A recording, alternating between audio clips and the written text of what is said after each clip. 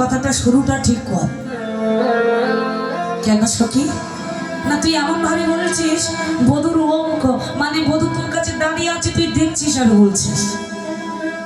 যদি বলতিস বধুর সৌমুখ, মানে সেই মুখ দেখেছিলিস অনেকক্ষণ আগে, দেখে এসে আমাদের কাছে বলছিস, তোর বলাটা তো সঠিক হচ্ছে না। রাধারানী বলছে, ললিতা রে, কেউ না জানো তোরা তো ভালো জানিস, আমার শয়নে স্বপনে নিশি জাগরণে ধ্যানে জ্ঞানী সকল কিছুতে আমার গোবিন্দ ছাড়া আমি তো আর কিছু দেখতে পাই না রে।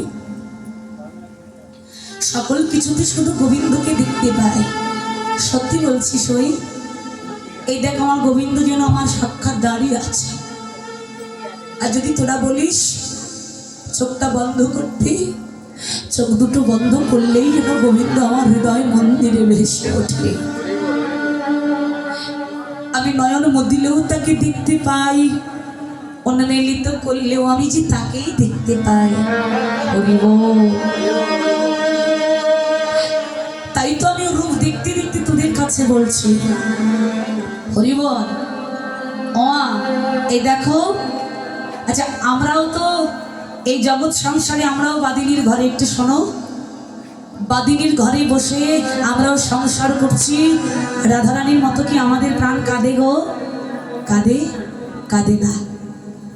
কিন্তু জানো ভগবান জগৎ শিক্ষার তরে একটা খুব কঠিন কথা জগতে বলে গিয়েছেন। ওই কথাটা না আমাদের একটু স্মরণে রাখা প্রয়োজন। প্রতিটি অনন্ত কোটি লীলার ভেতরে তিনি খুব কঠিন একটা কথা বলেছেন। কথাটা হলো, এই জগতে যে কৃষ্ণ বলে কাঁদে, এই মায়াময় সংসারের ভেতরে থেকে যে বিশুদ্ধ কৃষ্ণ প্রেম নিয়ে কৃষ্ণ বলে কাঁদে, আমি সেই ভক্তের চরণের দাস হয়ে যাই।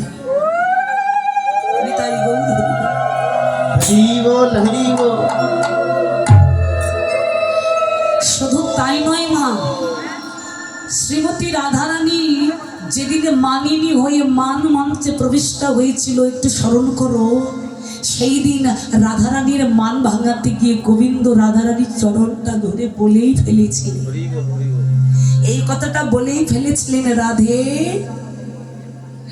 তমশ্রী মম জীবন, তমশ্রী মম ভূষণ, তমশ্রী মম জলধি রত্ন।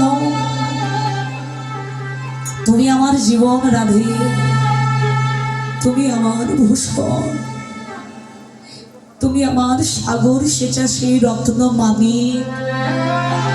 শুধু তাই নয়, সরোবর খণ্ডল মম শিরসি মণ্ডল দেহি